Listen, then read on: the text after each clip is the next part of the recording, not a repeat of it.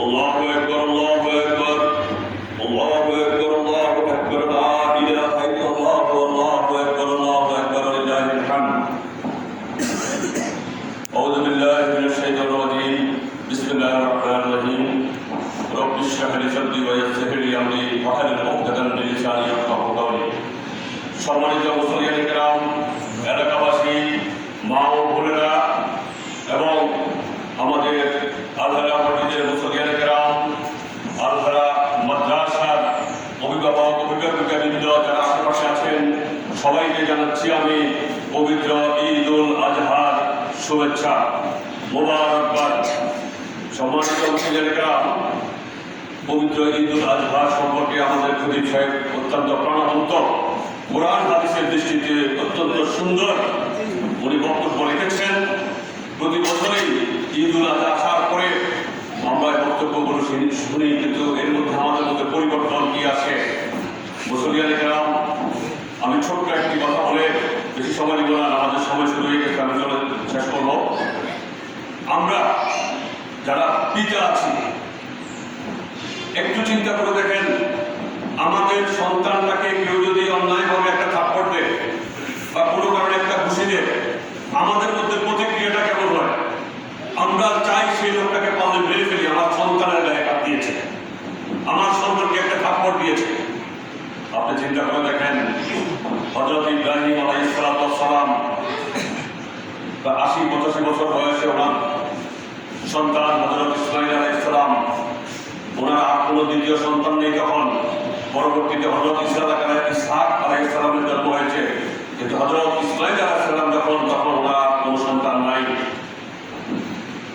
যেখানে একটা মানুষ আমার সন্তানটাকে থাপ্পড় দিলে আমার পরিচয় না থাকে, সেখানে আল্লাহ নির্দেশ দিয়েছেন একমাত্র সন্তানকে জবাই করার জন্য। একটু চিন্তা করে দেখেন, পিতা মনোভাব অনুভূতি। আর একইভাবে সন্তান যারা নবী হন, যারা শিশুকাল থেকে নবীর সিমটম, নবীর লক্ষণ ওনাদের মধ্যে দেখা যায়।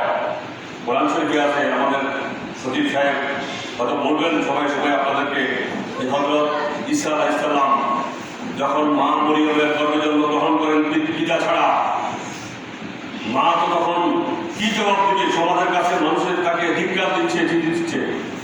সমাজপতিরা আসলো, সমাজের নেতারা আসলো মরিয়মকে জিজ্ঞাসা করার জন্য, তোমার এই সন্তান কোথেকে আসলো? আল্লাহু আকবার। আল্লাহ শিশু ঈসা আলাইহিস সালামের মুখের জবান খুলে দিলেন। শিশু কথা বলা শুরু করলো যে আমি পবিত্র সন্তান। শিশু বাচ্চা জন্ম হওয়ার পরে সমাজপতিরা যখন মাকে দোষারোপ করতে আসলো, মা কোনো উত্তর দিল না, চুপ করে থাকলেন।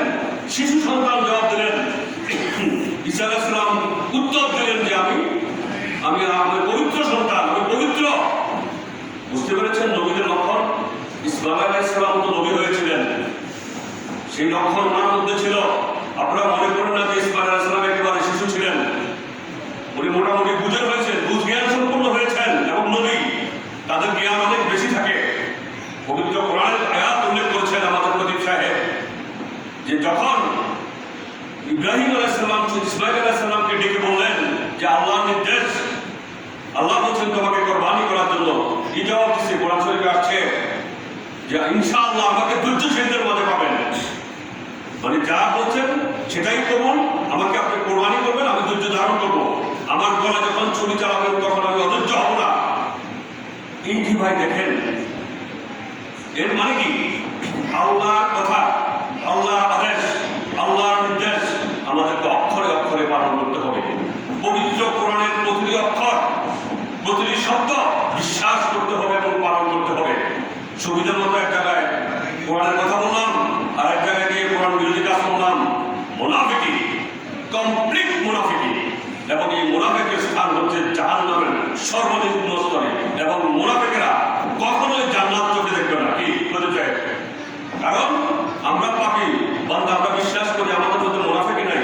আমাদের গুনার জন্য আল্লাহ হয়তো আমাদেরকে শাস্তি দিয়ে এক সময় জান্নাতে ঠেলে পাঠিয়ে দেবে, ধাক্কা দিয়ে পাঠিয়ে দেবে। আমরা জান্নাত, পাপী বান্দারা আমরা জান্নাত দেখে কান্না করবো, এই তো সুন্দর নাচ নেয়ামত আমাদের ভাগ্যে জুটলো না।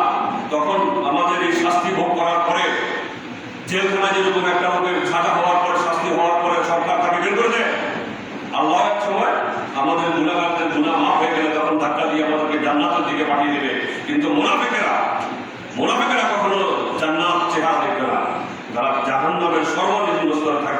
সুতরাং আমি আপনাদেরকে আহ্বান জানাবো যে আমরা যাতে আমরা যাতে আপনার মুনাফিকের কাতারে না চলে যাই।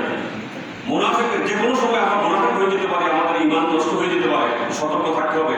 আর সর্বশেষ যে কথাটা আমি বলতে চাই, আমরা এখানে ইনশাআল্লাহ আপনারা কমপ্লেক্স করবো, আমরা কাজ শুরু করেছি। আমি সোশ্যাল মিডিয়াতে দিয়েছি, আমরা এখানে একটা সিস্টেম বানানোর জন্য দিয়ে রাখছি। তো সবকিছু মিলিয়ে আমি চাই এখানে সঠিক কোরআন হাদিসের চর্চা হবে, লোক দেখানো না, প্রদর্শন ইচ্ছা না।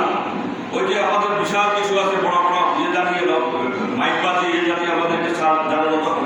কোরআন এবং সুন্নাহর আলোকে আমরা যাতে সহি শুদ্ধ ইসলাম শিখতে পারি, আল্লাহকে মানতে পারি, আল্লাহকে চিনতে পারি, রাসূলকে চিনতে পারি, নিজেদের জীবন কোরআন যে কমপ্লিট কোড অফ লাইফ, সম্পূর্ণ একটা জীবন বিধান, যেটা আমাদের জীবনে যাতে প্রতিপালন করতে পারি, সেজন্য আমাদের এই সেন্টার হবে আলতারা কমপ্লেক্স ইনশাআল্লাহ। কি আপনারা সবাই আছেন তো এটার সাথে ইনশাআল্লাহ? ইনশাআল্লাহ সহযোগিতা করবেন, মা বোনদেরকে বলবেন সহযোগিতা করতে। আমাদের মাদ্রাসা অত্যন্ত ভালো চলছে, ভবিষ্যতে আরো ভালো হবে। আপনারা